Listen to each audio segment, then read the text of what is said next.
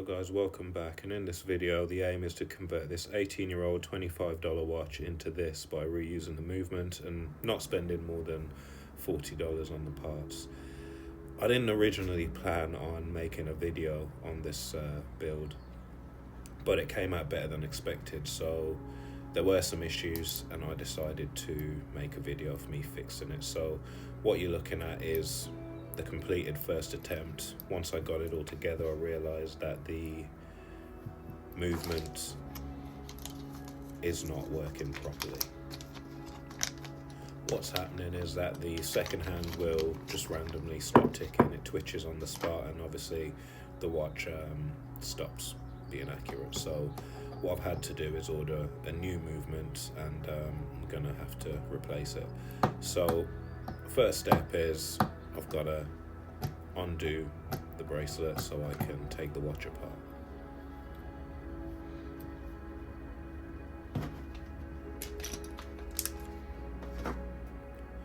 Now to remove the case back. I do use an unusual tool, but it does the job. It does the same job as a friction ball, and if you don't know what it is, it's a nasal aspirator, I think it's called. It's used for removing mucus from babies, so nice. But it's made of rubber and it provides good friction to remove case backs.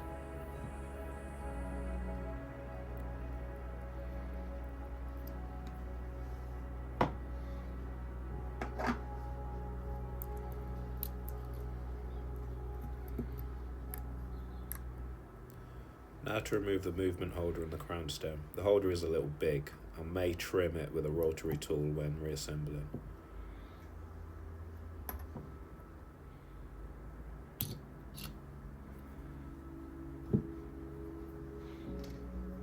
All the components for this build were bought from AliExpress, apart from the movement, the replacement movement, which was got from Amazon because I didn't want to have to wait 2 weeks for delivery. Next up, the hands. I'm using a small piece of anti-static tape to prevent the hand removal tool from scratching the dial.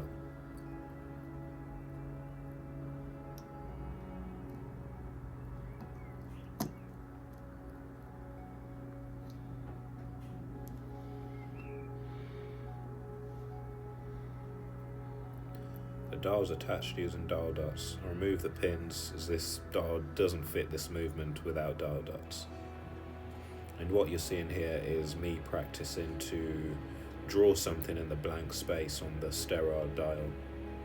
It bugs me, and there's no Seiko components in this watch, and on AliExpress there are a lot of Seiko dial stickers, but I didn't want to label this watch as a Seiko because it's not. And here's a marker pen that I used. It is UV resistant, so it should be perfect, and you can see the best I could do is 3 dots. It's essentially just a space holder. The blank space on sterile dials, for me anyway, I think stands out because we're not used to there being a blank space there. So like I say, I've just done 3 dots there. It just fills that space, so to me it balances the dial a bit better.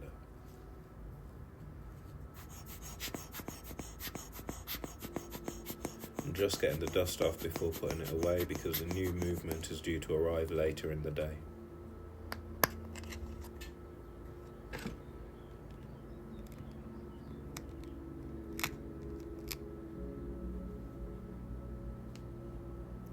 Forgot about the dial dots on the back. They need to come off too.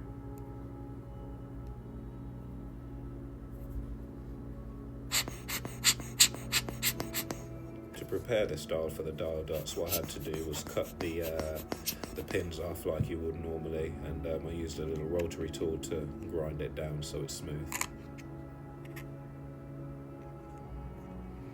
Now to wait for the replacement movement.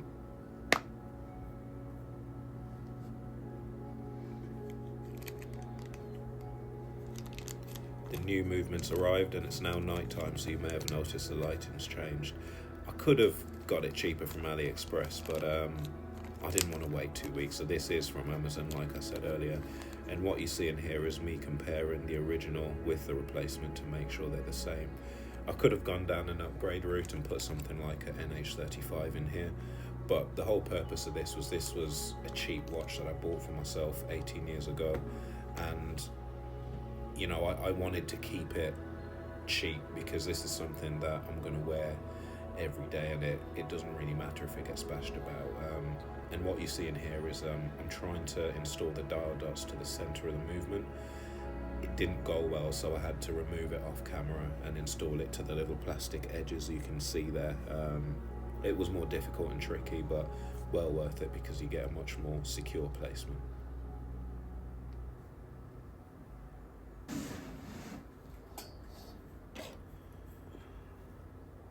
And now to install the hands, which I did have to bend slightly to make sure that they cleared the hour markers on the dial because they're quite raised.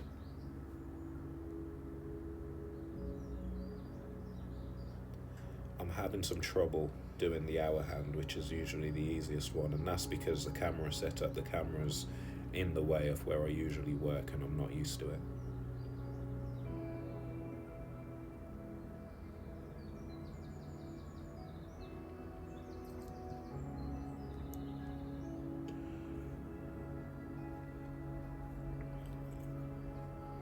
Off camera, I checked the hour hand to make sure it cleared all the markers, and now I've moved on to the second hand. And the way you do that is you just turn the crown a couple of times, make sure it goes over everything without catching.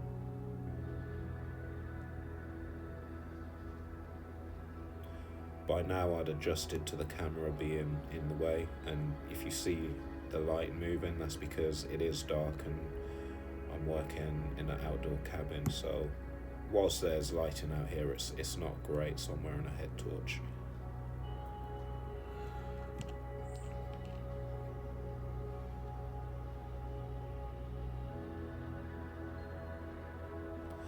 And again, I'm checking the clearance is okay on both the hour and the minute hand.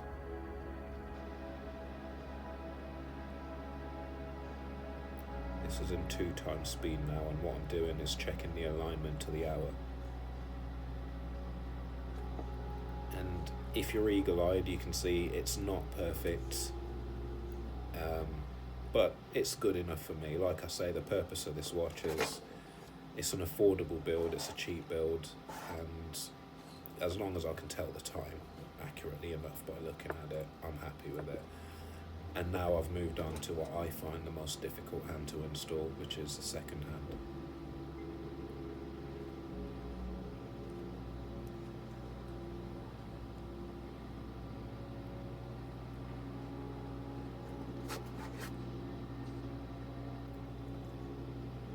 It's on, but the clearance isn't great. It was colliding with the minute hand, so again, off camera, I couldn't get it on camera because I needed to have the movement right up to my eyes pretty much. I had to do a little bit more bending with tweezers to make sure the clearance is okay on the hands, but that's all done, and now we are moving on to installing everything back into the case.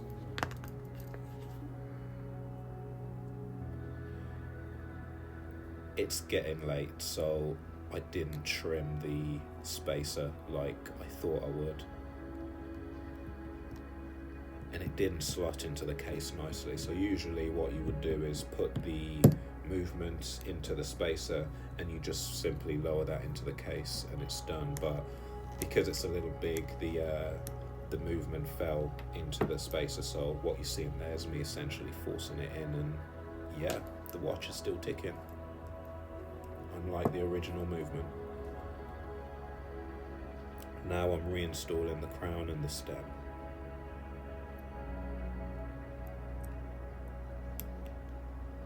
You see the movement moved a little bit there. That's because the spacer's not quite installed correctly.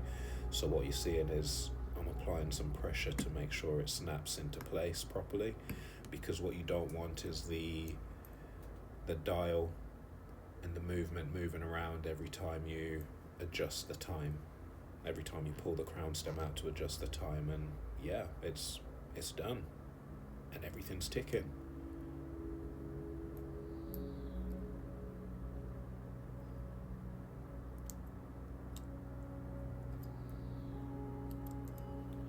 just giving you guys one final look at the completed thing. Like I said, I didn't originally plan to video this build, but it came out much better than I expected, so that's why I've done this video, and hope you guys like it. I'm quite pleased.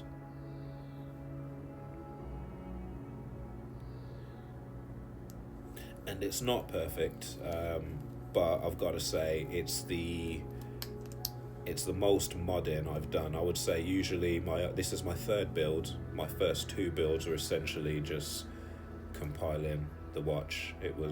First one was on a Miyota movement, second on a Seiko NH35, and they're pretty straightforward. You just put all the parts together, whereas this one actually needed some modifying, some adjusting of things to make it all work.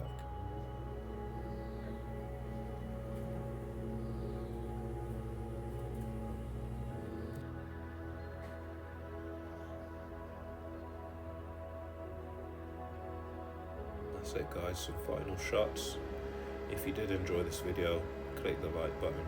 Thanks for watching, and you might want to click the subscribe button as well, but up to you guys. But again, thanks for watching. Until the next one, take care and goodbye.